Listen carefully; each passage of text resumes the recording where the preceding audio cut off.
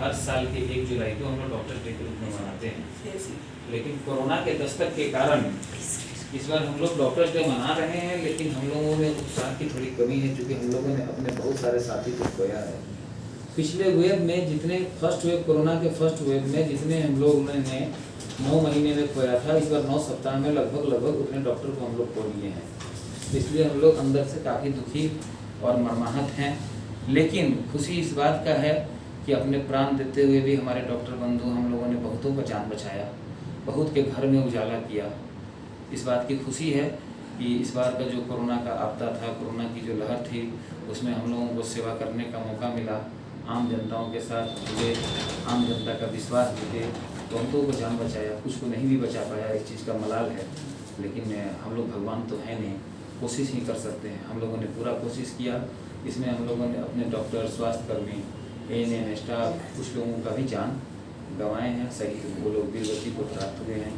आज हम लोग उनके लिए मौन 2 मिनट का मौन भी रखेंगे। जो साथी हमारे बीच में अब नहीं रहे, कोरोना से लड़ते लड़ते वो चले गए।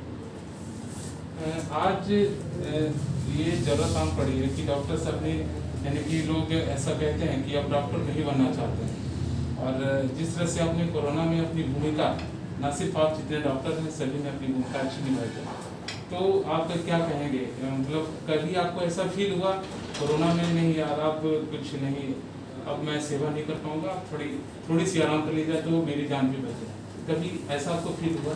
देखिए, कभी भी ऐसा नहीं लगा कि मेरी जान बच जाए, क्योंकि जैसे ही हम लोगों ने कोरोना मरीज का इलाज करना शुरू किया, उसमें हम लोगों के मन में ये था कि हम लोगों को तो जो होना है होगा, लेकिन अगर हम लोग घर बैठ जाएं तो कितने के घर उजड़ जाएंगे। इसलिए ऐसा मन में कभी डर नहीं लगा। दूसरी बात है, राज्य सरकार ने हम लोगों के लिए 1 करोड़ रुपये का इंश्योरेंस भी कराया था। इसी के लिए हम लोगों को ये भी चिंता नहीं था कि मतलब आने वाले हमारे बाद हमारे परिवार का क्या होगा।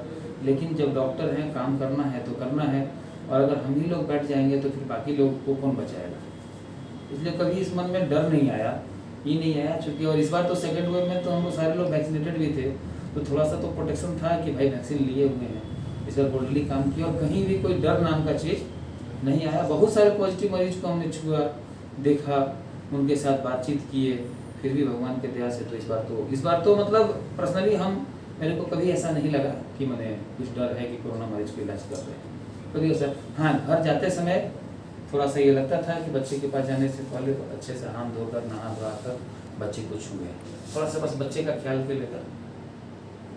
अच्छा, आपके जब से आपने ये शुरुआत की है, तो आपके इलाज में कभी कोई ऐसा पेशेंट आया जो आर्थिक स्थिति से वो उतना मजबूत नहीं है, आपने उसकी सहायता की है? क्योंकि ये तस्वीर जो हमारे दर्शक हैं वो इनको एक अच्छी मैसेज जाएगी समाज में, ऐसा कोई तस्वीर आज तक? देखिए, प्रॉब्लम क्या है ना, जब हम शुरू प्रैक्टिस किए तो हमको लगता था कि वाकई में लोग बहुत गरीब हैं, लेकिन कुछ लोग ऐसे ड्रामा करते हैं गरीब होने का, जिसके चलते वास्तविक में जो गरीब होते हैं ना, उनका मदद हम लोग नहीं कर पाते हैं।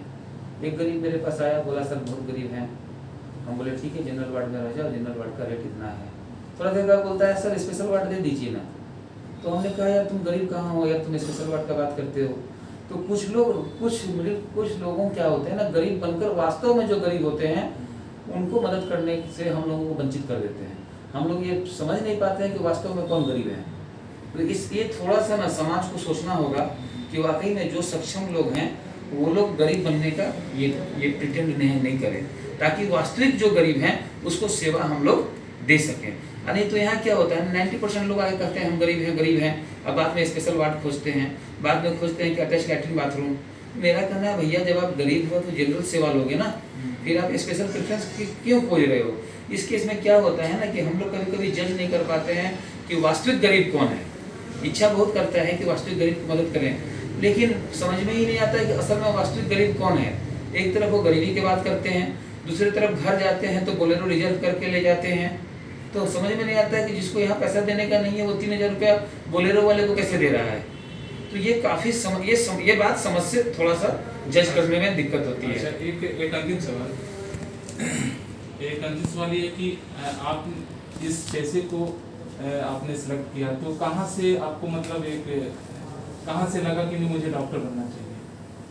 देखिए, एक्चुअली हमारी माँ का इच्छा था कि बेटा मेरा डॉक्टर बने, एक बेटा मेरा डॉक्टर बने। बचपन में हम डॉक्टर के यहाँ जाते भी थे तो बहुत भीड़ देखते थे कि डॉक्टर साहब बोलते थे 2 घंटा बाद आएंगे, हम और मेरे मम्मी पापा इंतजार करते रहते थे। अब डॉक्टर साहब आ गए, अब उनके चैम्बर में घुसना है, उनका स्टाफ रोक देता था कि अभी आपका नंबर नहीं है। तो इस तरह का मन में ख्याल आता था कि अच्छा चीज़ है, कम से कम लोग आएंगे, इंतजार करेंगे, हम उनको देखेंगे, फिर हम ठीक हो जाते थे, डॉक्टर को धन्यवाद बोलते थे, तो एक अच्छा फीलिंग आता था। नहीं तो मेरे मन में IAS IPS बनने का बहुत ज़्यादा इच्छा थी, लेकिन जब देखे डॉक्टर का, जब सेवा का भावना देखे तो हमको लगा कि नहीं, यही अच्छा है। एक सेवा करना ज़्यादा बढ़िया है। मतलब एक डायरेक्ट, देखिए सेवा तो सभी लोग कर रहे हैं, मतलब एक डायरेक्ट ऐसा नहीं है। हमारे जो प्रशासनिक पदाधिकारी हैं वो लोग भी अपने स्तर से वो पूरे अति का सेवा कर रहे हैं, लेकिन इसमें हम लोगों के स्वास्थ्य से डायरेक्ट जुड़े हुए हैं। कभी भी रात में पेट दर्द हुआ, कुछ भी हुआ तो डायरेक्ट जुड़े हुए हैं। तो ये उनको बचपन से ही जब डॉक्टर के पास जाते थे तो ऐसा लगता था कि वाह कितना है, सर सब लोग बोल रहा है, सब मैंने एक अलग टाइप का फीलिंग आता था। तो इसी वजह से हमको लगा कि डॉक्टर नहीं बनना है। धन्यवाद सर, अच्छी लोग। तो आपने देखा कि डॉक्टर चित्रेंद्र कुमार पंकज ने अपनी बात बताई कि कैसे इन्होंने डॉक्टर की शुरुआत की और डॉक्टर दिवस किस लिए मनाया जाता है। और एक लास्ट में कहना चाहूँगा, हमारे चैनल को सब्सक्राइब करें, ज़्यादा से ज़्यादा शेयर करें। देवघर से लगातार .in के लिए मैं जितेंद्र।